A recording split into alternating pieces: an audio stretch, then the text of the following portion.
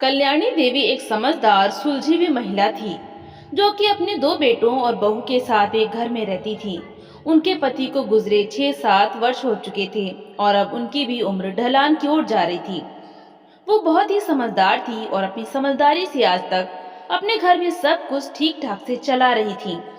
पर अब उन्हें यह आभास हो चुका था कि अब समय आ चुका है, वो कभी भी इस दुनिया से जा सकती हैं और उन्हें समय रहते बंटवारा कर देना चाहिए ताकि उनके जाने के बाद उनके बेटों में किसी प्रकार का लड़ाई झगड़ा न हो।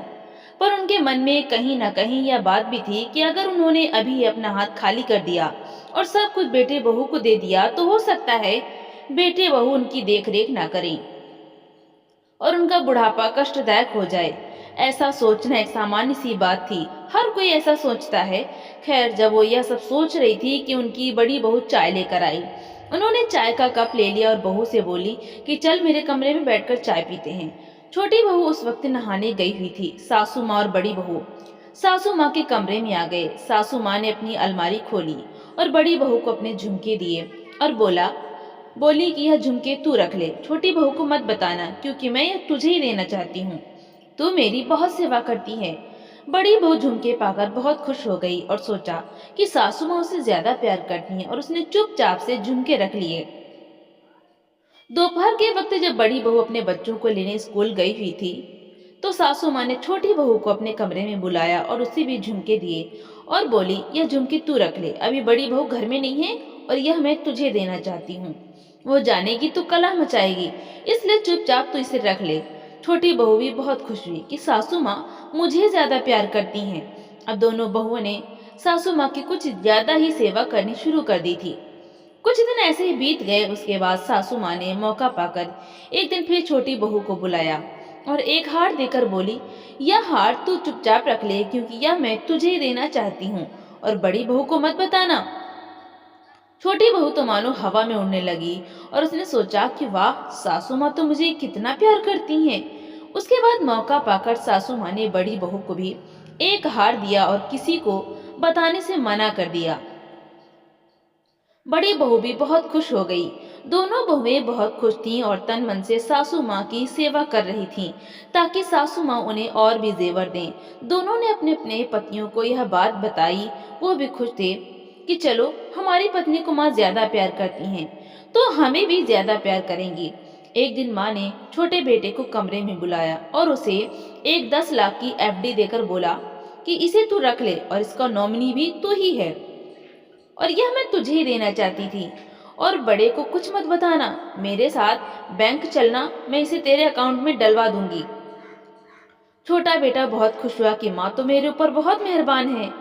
उसके कुछ समय बाद माँ ने मौका देखकर बड़े बेटे को भी 10 लाख की एक एफडी दे दी और किसी से बताने को मना कर दिया।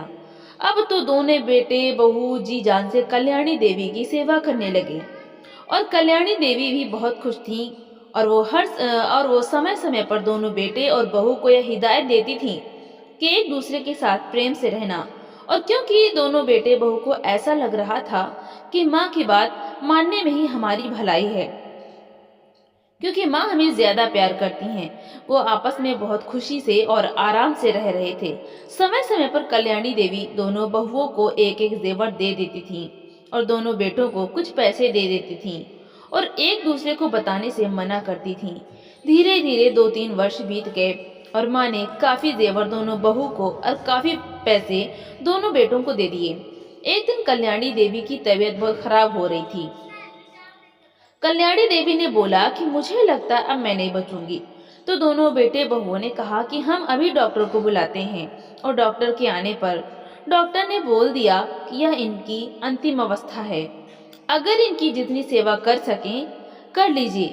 अब कल्याणी देवी को समझ में आ चुका था कि अब ही असली समय है।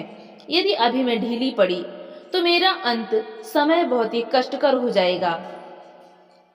कल्याणी देवी ने अपना दिमाग दौड़ाया और बेटे बहू को यह एहसास दिला दिया कि अभी भी उनके पास काफी सारे जेवर और पैसे पड़े हुए हैं। बेटे बहू ने जी जान से उनकी सेवा की, यह सोचकर कि जैसे आज तक वह उन्हें छुपा कर देती आई हैं, आगे भी देती रहेंगी। जब कल्याणी देवी का अंतिम समय बिल्कुल निकट आ गया तो उन्होंने अपनी तिजोरी की एक चाबी निकालकर बेटों और बहुओं के सामने रख दी और बोला कि मेरे पास जो कुछ भी है वो तिजोरी में पड़ा हुआ है। मेरे जाने के बाद जाकर तुम लोग निकाल लेना और आपस में बांट लेना। दोनों बेटे बहू तो यह सोच रहे थे कि चलो, माँ ने तो पहले हमें काफी जेवर और पैसे दे दिए हैं और अब बचे हुए जो भी जेवर और पैसे हैं उनमें से भी आधे हमें ही मिल जाएंगे। तब तो माँ ने हमारे लिए बहुत अच्छा किया और उन्होंने बहुत जी जान से माँ की सेवा की। और कुछ समय बाद जब कल्याणी देवी नहीं रही तो उनका बहुत अच्छे से अंतिम संस्कार किया। उसके कुछ समय बाद उन्होंने सोचा कि चलो अब तिजोरी खोलकर देखते हैं कि उसमें क्या है। दोनों बेटे बहू इस बात से खुश थे कि हमें तो बहुत कुछ ज्यादा मिल चुका है माँ की बदौलत। माँ हमें कितना प्यार करती थी। जब बेटे बहुओं ने तिजोरी खोली तो तिजोरी पूरे तरह से खाली थी। बस उसमें 2 मकान के पेपर थे। एक वो मकान जिसमें यह लोग रहते थे और एक मकान जो कि बिल्कुल इसी के बराबर, इसी मकान के जैसा बगल में था, जैसे कि किराए पर दिया गया था और जिसका किराया कल्याणी देवी लेती थी। साथ में एक पत्र भी था। पत्र खोलकर बेटों ने पढ़ना शुरू किया। पत्र में लिखा था कि मैंने अपने जीते जी अपने सारे जेवर और सारे पैसे दोनों बेटों और बहुओं में बराबर बांट दिए। कोई फर्क नहीं किया, बस एक दूसरे को बताने नहीं दिया, ताकि इस लालच में कि माँ मुझे ज्यादा प्यार करती हैं, कोई मेरा बुढ़ापा खराब न करे और मेरी सेवा करे। मेरा यह उपाय कारगर भी साबित हुआ। अंत समय तक बेटे बहुओं ने मेरी बहुत सेवा की। अब मेरे पास तुम लोगों को देने के लिए कुछ भी नहीं है, लेकिन अगर मैं यह झूठ नहीं बोलती और बता देती कि अब मेरा हाथ खाली हो चुका है, तो शायद तुम लोग मेरी कद्र करना छोड़ देते। कम से कम पैसों के लालच में तुम लोगों ने मेरी कद्र की है और इस तिजोरी में दोनों घरों के पेपर हैं। यह घर मैंने बड़े बेटे के नाम और दूसरा घर छोटे बेटे के नाम कर दिया है। मुझे पता है कि साथ साथ में प्यार मोहब्बत से रहना संभव नहीं हो सकता, क्योंकि दोनों के अपने परिवार हैं और वो बढ़ेंगे ही। इसलिए किराएदार से घर खाली करवा लेना और दोनों अपने अपने घरों में अपना अपना परिवार लेकर रहना और हमेशा प्यार मोहब्बत से रहना। और कभी भी यह बात मन में नहीं लाना कि मैंने किसी को कम या ज्यादा दिया है। मैंने दोनों बेटों को एक एक चीज बराबर दी है। तो यह कभी मत सोचना कि मैं किसी एक बेटे बहू को ज्यादा प्यार करती थी। मैंने समय रहते सारा बंटवारा भी कर दिया ताकि कोई बेईमानी की गुंजाइश ही न रहे, और साथ ही साथ इस तरह से किया कि मेरे हाथ भी खाली न हों और कोई लड़ाई भी न हो। पत्र पढ़कर बेटे बहू को अपनी माँ की बुद्धिमत्ता पर गर्व होने लगा और साथ ही साथ वो यह भी सोचने लगे कि हमारी माँ हम दोनों को कितना प्यार करती थी कि सारा बंटवारा भी खुशी खुशी कर दिया और हमारे बीच में किसी प्रकार का कोई लड़ाई झगड़ा भी नहीं हुआ। कल्याणी देवी ने अपनी समझदारी से अपना बुढ़ापा भी संभाल के रखा और बच्चों के बीच में कोई लड़ाई भी नहीं होने दी। सारा बंटवारा भी सही ढंग से समय रहते कर दिया। तो दोस्तों, आपको ये कहानी कैसी लगी? लाइक करें, शेयर करें और कमेंट करके हमें जरूर बताएं। और इसी तरह की कहानी सुनने के लिए हमारे चैनल को सब्सक्राइब करना बिल्कुल भी ना भूलें। तो मिलते हैं अगली नई कहानी के साथ। धन्यवाद।